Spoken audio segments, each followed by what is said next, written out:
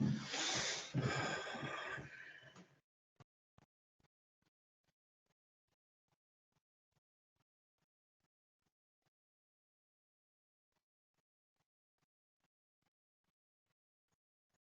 you. All right. Good morning, everybody. Welcome to our admin meeting for Thursday, November 30th. Eddie, could you do a roll call for us? Absolutely. Online, we have Alicia Beckholtz, Lana McLarty, Martin Kitston, MCATS, and Kyla Leonards. In 206, we have Commissioner Slotnick, Hero, Allison France, Chris Lounsbury, Annie Cathy, Ruth Burke, Ann Hughes, Vinnie Pavlish, and Carrie Powers. Thank you. Do we have any public comment on items not on the agenda? Okay, we're going to jump right to the consent agenda. Is there anything on this consent agenda anyone would like to pull out and talk about?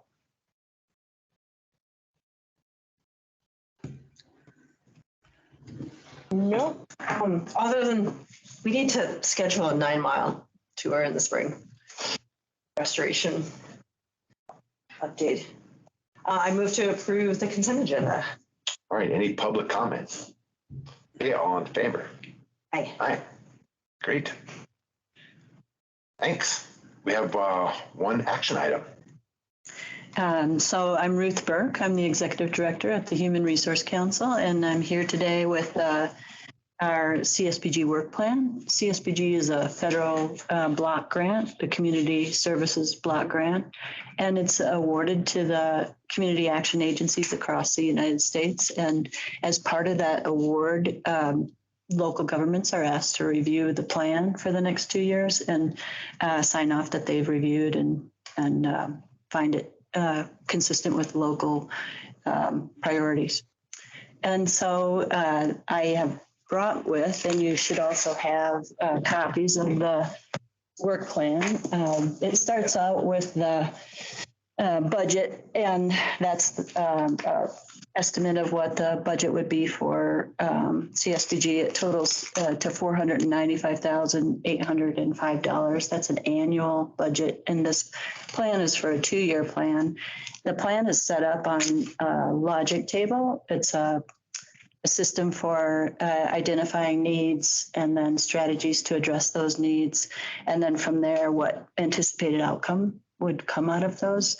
All of the work that HRC does is related to poverty. So we're alleviating poverty, either allowing people to become more self-sufficient or to live more comfortably. And so this work plan lays out some coding that has to do with the state system where we collect all the data that's related to all the clients that we serve. And then it also stems from a community needs assessment that was done in the fall of 2022 for our service delivery area, which is Mineral, Missoula, and Ravalli counties. And then from there, strategies are designed. And to be honest, that a lot of that comes out of contracts. So we have federal contracts that come through the state, and they specifically say what we can and can't do with the money. So there's not a lot of flexibility. And this work plan is for all that HRC does, not just what would happen in the CSBG grant, because the CSBG grant typically does support all the other activities. It's arranged in that logic model, and it starts out with types of goals, and then underneath those categories, there are specific what targets we're going to hit with clients. We typically serve between 8,000 and 10,000 individuals in the 3-county area. Missoula County makes up about 75% of that total number served. And all our services are related to anti-poverty. So the domains that we work in are in housing, and we work in energy conservation, and we work in bill assistance and employment and training, and we have the 211 call information referral call line. So the work plan tells you in numbers what targets we expect to hit. So we're going to serve a certain number of people in each of those categories. The domains really break down lower. So like if you looked at the housing end of things, we serve, we have rental assistance. In the COVID period, we had quite a bit of rental assistance that overflowed also into our shelters here in Missoula. And we also have over 250 low-income housing units, not too much in Missoula County. We only have one 16-unit property that's out closer to Target. And Where are the others? almost all of the other properties are they are in Ravalli County and Mineral County. So in Mineral County, we probably have 45 units. And in Ravalli County, I don't know if I can do the numbers. Sorry, Yeah. a lot. Yeah, it's quite a bit. A lot of those units are USDA properties, and so they're subsidized by the rural development. So you'd have to have a rural property to be subsidized. So a lot of those rental units are subsidized that way. We also do development. So we have developed some of those properties, and we've done low-income housing tax credit developments. And so the housing is deeper than just housing. We have the Section 8 voucher program that is outside the city. And each of those domains as well is a lot more detailed. I brought you have a copy, I think, in your records, and I brought it again today of what we anticipate we'll do in the next 2 years. It is set up for the numbers to be annual because we do an annual report as well, an annual check-in. And then I have also brought what our accomplishments were In color. Nice. in the prior year. So it gives you an idea of the areas that we work in and our accomplishments throughout the period. Is this part of the packet as well? I don't think that, no, the colored piece is not. And It'd be great. If we could, so folks can see this. Just this I can add it to great the packet snapshot. and Yeah. publish. Absolutely. it's a two-sided too. Yeah, no problem. Yeah. Can you describe what Pathways is? Pathways is a program that benefits people that are eligible for TANF. So they have a work requirement or a training requirement. That's a state contract that we only operate the Pathways program in Ravalli County. We don't have that contract in other counties. And I think that either Goodwill Industries or Job Service has the contract here in It Missoula. helps people who are on TANF meet that work requirement. Right, and so they initially set up it's a pretty detailed and complicated process, but they set up a meeting with the participant, and the participant comes with all of an assessment of all of the areas of their life that might be affected. So it might be that they need childcare, or likely they need childcare. They might need specific trainings, or they might need transportation. So there's an assessment that takes in all those domains of need, and then those formulate into plans. And then the person meets on a once a month at least basis with a client advocate, and then we locate opportunities for them. So sometimes that assessment tells what direction the person wants to go. So do they want to work in the medical field, or do they want to work for government, or, and we provide an opportunity, a paid opportunity for them to work in those opportunities. So if you got a job experience, or you wanted to work in the medical field, we connect up with the hospital down there and Sapphire Clinic down there, and we'll give them an opportunity. We'll coordinate the opportunity for them to go to work for them. And those are like an 8-week contract that we have, where we're paying with federal dollars for that person to get that experience. And then it's anticipated that they would be hired on in those positions. And there's quite a bit of supervision responsibilities when those people are placed in those positions. So it's really a case management, pretty detailed and really prescriptive based on the federal contract. That contract is actually the state has decided to do one statewide contract instead of the 12 providers across the state that have provided the services. How will the 12 providers get money then? That's a good question. So we may not contract with them. So the contract currently is scheduled to go through June 30 and will end July 1st. The There's state made this decision? Yeah. They sure love them some consolidated power, don't they? Oh, well, I really think that it will result in a reduction in the number of people that participate. I mean, if you look at Oh, that's the motive. if you look at Medicaid and how they rolled that out, they've dropped 75,000 people off the Yeah. rolls of Medicaid, and this too will, I think, drop people off, especially in rural communities. The solution that they've talked about in rural communities is to meet them through Zoom, which, that's not the history of the program, and it's not projected to be very productive or efficient.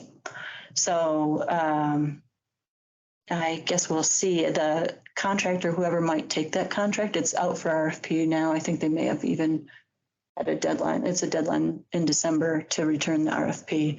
And none of the 12 contractors really have the capacity to run a statewide program. So that will not happen within the group that are currently operating those programs. It's possible the Department of Labor at the state will take the contract, and they're used to working with all those contractors on other contracts as well.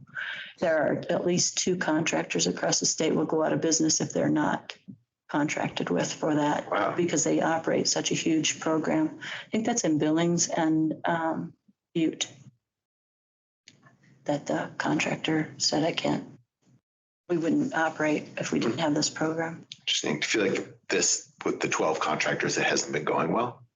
Oh, no, I disagree with that. So we are Wondering what annually. the impetus for change. Like, is it just about consolidating power? Is it about getting more people out of these programs, which would fit with their motive, the state's motives? I'm not really sure. I would say that it's to reduce the number of participants. This is a 50-50 match though. So it's federal funds in the state. So it will save the state money. But if you look at what you can get done with a 50-50 match, Yeah. it kind of depends on how you look at it. But They historically haven't been swayed by match. yeah, They get Medicaid expensive. yeah, exactly. Yeah. And we have our agency and some of the 12 contractors have testified before the committees, and they seem supportive for our position, but the director, has the authority, and without the governor saying otherwise, the director will proceed this way. So that kind of is a tangent because it's not even a program we operate here. Yeah. Curious. Thank you for the info. But yeah. So is this competitive? The CSBG. CSBG. No, it's a block grant. And so a block grant is typically identified just like your CDBG. Yeah. You'd be identified as the recipient of Okay. that. Yep. And so unless you misbehave. Got it. Sounds good. Thank you for all Yeah. the info. Yeah. Well, I move that the board approve the work plan. I'll second that. And offer any public comment? If you had sorry, go ahead. Well, if you had a magic wand, Ruth, what would you like to see for HRC this CDBG? I think that What are your greatest frustrations? I think that in general right now, probably all business and nonprofits are going through difficult times. And so internal capacity, I think that we have a great history for maintaining our staff. And so our staff on average stay with us 8 years, and that's a pretty good average. Now, in this post-COVID or even during COVID, we lost 12 employees out of 50. That's a lot to lose. And so that getting that capacity up or getting that staff ability to really run the programs and work independently and accomplish the goals in the area that they're working in is substantially reduced. I feel like a lot of my work is in trying to build that back up. And that's hard work. Or at least for me, that's the most difficult part is the personnel and getting the capacity back to HRC. I think also like as a community that we tend to look at things in our own little silo. And I know all the organizations are trying to look at it more. What's the community need? What's the, community solutions to that? And let's work together to solve those problems. But I think that we really limit our view of that. So by that, for example, in the HEMIS system, that's the Homeless Management Information System, it's very siloed. So what you enter to and what you see as a person who is a participant in entering into that system is you see what you enter or what you've been authorized to see. It's not that you can say, let me look at what's been going on with this client across all programs across the community.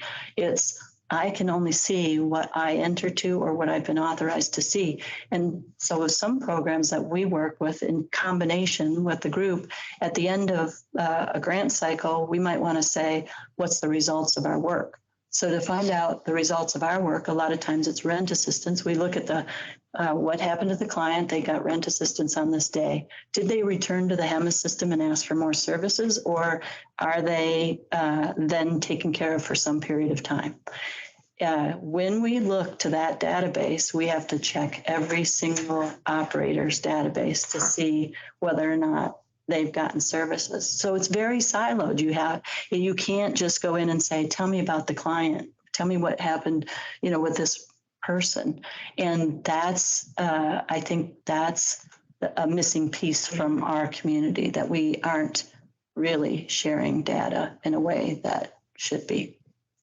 The state system it's not a homeless system, but it's the system of, the poverty workers, the community action agencies enter to one statewide system. The coordinated, are you talking about coordinated entry or what are you? No, it's a database just to track poverty and services and outcomes, demographics that we provide as community action agencies across the state.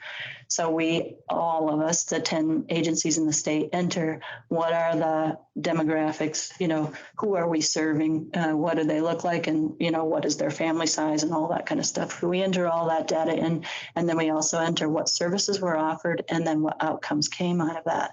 And so we can see if you moved from Bozeman to Missoula and what services and what history you had. We can see, in the community action agencies, we can see what happened statewide to any client, or, there's a lot of other functionality that's with that, but it's, I think that's the part that's missing in coordinated entry. And I've talked to Sam about it, Sam from the city, Sam Hilliard. But I think because they don't do direct services, they don't see the part where we're trying to see if our services were had an outcome, how much work it is to figure that out. And data in general is always an offset. Like, are you going to serve the client or are you going to enter the data? What got done, so I guess. No, That's all really thank interesting. you so much for, laying that out there. This is. Yeah, it's our people all work in really hard areas. And there is burnout with it. And so I think the staffing, the capacity there, and then the coordinated entry isn't well coordinated. Yeah. Did we vote? Oh, sorry. All in favor? Yes, I. Sorry. Thanks, Ruth. Yeah, Thanks for all the work you do. thank you. Yeah. Okay, I think we have some correspondence. Yes, we have a letter to Rabbi Vogel that summarizes the decision you made on Tuesday. It's going to Menorah on the courthouse lawn, and also kind of explains how you came to that decision. Yeah, I think you captured that discussion really well. Nice job. Yeah, you did a good job. Thanks. We just sign this right here now. Sure, absolutely. Need a pin. Here you go. Thank you.